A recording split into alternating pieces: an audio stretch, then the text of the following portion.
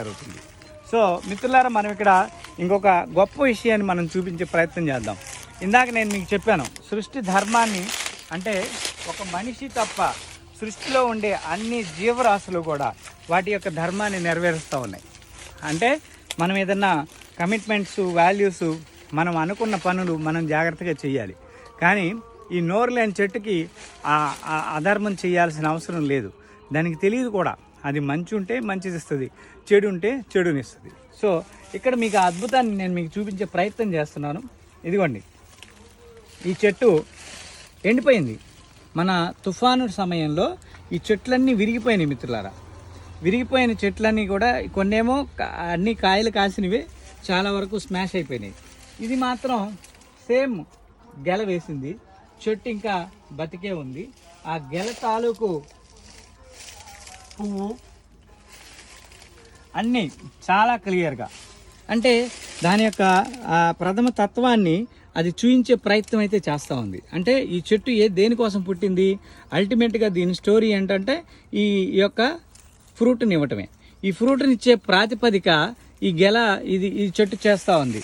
ఈ చెట్టు అంటే దాని యొక్క జీవనం ఉందా, దాని వాల్యూస్ ఉన్నాయా అంటే లేవు. దాని లైఫ్ అనేది మ్యాక్సిమం అయిపోయింది. అంటే ఈ తల అంతా విరిగిపోయింది. ఆ తర్వాత నుంచి చెట్టు యొక్క ప్రాథమిక దశ లేదు. దీనికి కారణం ఏంటయ్యా అంటే, దీంతో పాటు మనం బయోనట్స్ అనే కొన్ని మెటీరియల్స్ వీటికి ఎనర్జీగా వేసాం. అక్కడ ఒక చిన్న గోతంలో చూడొచ్చు మీరు, అవి మనం తయారు చేసిన బయోనట్స్. అవి వీటన్నిటికీ అక్కడ ఇక్కడ అన్ని ఆర్గానికే. వీటన్నిటికీ ఏ యూరియా కానీ పొటాషియం కానీ ఏమి వెయ్యం, మనం ఏం అవసరం లేదు కూడా. ఆ బయోనట్ ఎంత సేంద్రియంగా మారుస్తుంది అనే దాన్ని, ఎర్ర నేలను కూడా నల్ల నేలగా మారుస్తుంది. మీకు అది కూడా చూపిస్తాను ఇప్పుడు. చాలా అద్భుతాలు ఉన్నాయి దీంట్లో.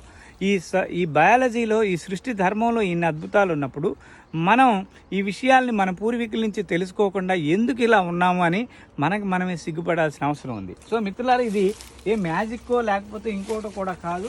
మీరు దయచేసి అలాగే ఎవరో అయితే అనుకోవద్దని నేను మీకు మనవి చేస్తూ ఉన్నాను. ఒకసారి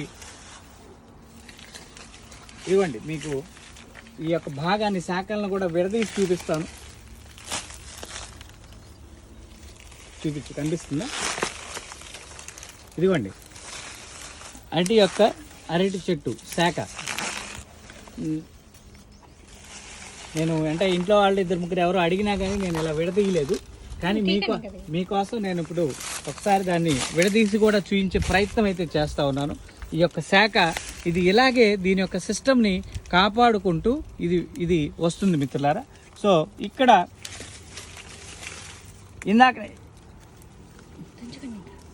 ఇందాక నేను మీకు చెప్పాను, ఫోన్ తీసేద్దాం, ఎందుకు పోద్ది. ఇందాక మీకు చెప్పాను, ఈ యొక్క సిస్టమ్ బతికి కనుక ఉంటే దాని నుంచి వాటర్ వస్తుంది, లిక్విడ్ వస్తుందని. దయచేసి చూడండి.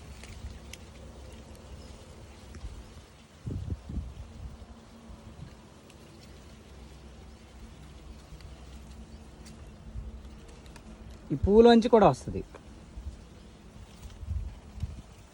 ఇది ఇలా డ్రాప్ బై డ్రాప్ కారుతూనే ఉంటుంది. సేమ్ మనకి ఈ పువ్వులోంచి కూడా వస్తుంది.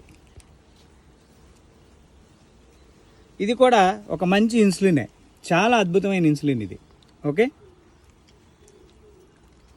Diabetic insulin, super power insulin ఇది. ఇక్కడ చూడండి, చెట్టు ఇంకా ఆ డ్రాప్ని ఇస్తూనే ఉంది.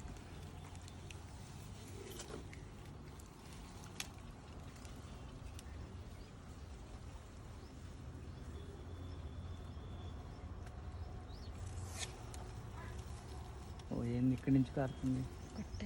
సో ఇక్కడ ఏదో చిన్న డ్యామేజ్ వచ్చింది, ఇక్కడి నుంచి కారుతా ఉంది ఇది. ఓకే, సో మళ్ళీ అది కన్వర్షన్ చేసుకోగలుగుతుంది, దానికేమీ సమస్య రాదని నేను అనుకుంటున్నాను. బట్ అయినప్పటికీ చిన్న కర్ర ఏదైనా పెడదామా? లే,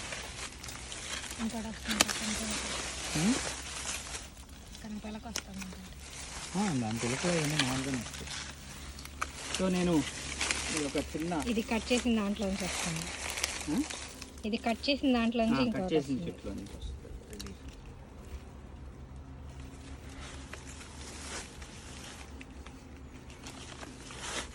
చాలు. సో మనం ఈ యొక్క వాల్యూస్ని మనం ఇలా చూడొచ్చు మిత్రులారా. ఇది సృష్టి యొక్క ధర్మం. దీనిలో మనం చేసింది ఏందయ్యా అంటే అన్నీ మట్టి మశానంలో నుంచే వస్తాయి, ప్రతిదీ వస్తుంది. బట్ మేము కొన్ని బయోనట్స్ పేరుతోటి కొన్ని రకాల మెటీరియల్స్ని తయారు చేసి కలెక్ట్ చేసి ఇదిగోండి ఇలా ఒక ఎకరంలో కనుక దీన్ని వేస్తే సుమారు 200 సంవత్సరాల కిందటి యొక్క విలువలన్నీ కూడా మనకి మళ్ళీ అప్డేటెడ్గా మారిపోతాయి. సో దీన్నే మనం బయోనట్ అనే పేరు పెట్టాం దీనికి. ఈ బయోనట్ ఇదిగోండి ఇలాగ ఒక గోతం కట్టేసేసి అక్కడ పడేస్తే అదే వర్షం అప్పుడు దిగిపోతుంది. మామూలుగా అయితే నేలలో కలిగి దున్నొచ్చు. కలిగి దున్నితే ఎలా తయారవుతుందో కూడా మీకు చూపించే ప్రయత్నం చేస్తా.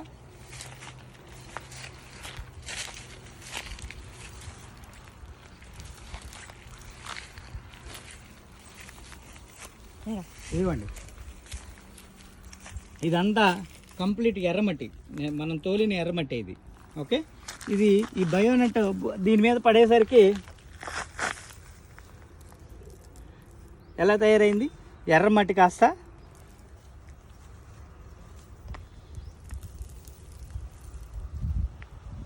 Complete block soil. ఈ వాల్యూస్ ఎక్కడి నుంచి వచ్చినాయి? ఇది మన బయోనట్ నుంచే వచ్చినాయి. ఓకే, ఇక్కడ మీకు చాలా క్లియర్గా కనిపిస్తుంది. ఇది దీనిలో ఇంకా చాలా శైలేంద్రియాలు అంటారు, చాలా శిలీంధ్రాలు, వీటన్నిటిని కూడా ఈ భూమిలో దాచుకొని ఈ యొక్క విలువలన్నీ కూడా ఎక్కడికక్కడే కాపాడుకుంటాయి. సేమ్ మనం ఇది ఎక్కడి వరకు వేసామో ప్రతి ఏరియాలో కూడా ఈ అవైలబిలిటీ ఉంది. ఇక్కడ క్లియర్గా ఉంది చూడండి. ఇది చూపించు. ఇదో డీకంపోజ్ ఒక చెట్టు యొక్క ఆకు ఇక్కడ పడింది. ఈ ఆకు డీకంపోజ్ ఎలా అయింది? సేమ్ ఈ శైలేంద్రియాలు వచ్చినప్పుడు దీనిలో ఉండే డెడ్ బ్యాక్టీరియా, దీనిలో ఉండే గుడ్ బ్యాక్టీరియా వాల్యూస్ని అన్నిటినీ కూడా ముక్కలుగా చేసేస్తుంది.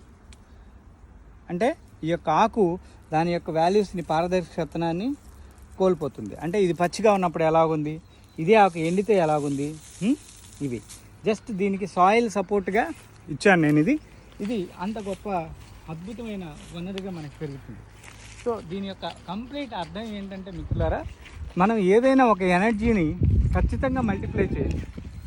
ఆ మల్టిప్లై చేయాలి అంటే దాని యొక్క అణుమాత్రికమైన విధానాన్ని మనం కొంచెం మార్చుకునే ప్రయత్నం అయితే చేయాలి. ఈ చేసే విధానాన్నే ఇప్పుడు మనం మీకు చూపించే ప్రయత్నం అయితే చేస్తూ ఉన్నాను. ఒకసారి మనం అంటే థిక్ సమ్మర్ బిఫోర్ ఉన్నాం మనం. సో ఈ సమ్మర్ బిఫోర్ మనకి ఇప్పుడు మార్చి నెల అయిపోయి మార్చి నెలలోకి అడుగు పెడతా ఉన్నాం. మార్చి నెల అయిపోయి ఏప్రిల్ నెలలోకి వచ్చేసరికి కంప్లీటెడ్గా మనకి అన్ని చెట్లు కూడా ఆకులన్నింటినీ కూడా విసర్జించి మళ్ళా కొత్త ఆకులు మనకు వస్తాయి. అది మనం ఉగాది చైత్రమాసం అని అంటాము. ఉగాది సమయంలో అది స్టార్ట్ అవుతుంది.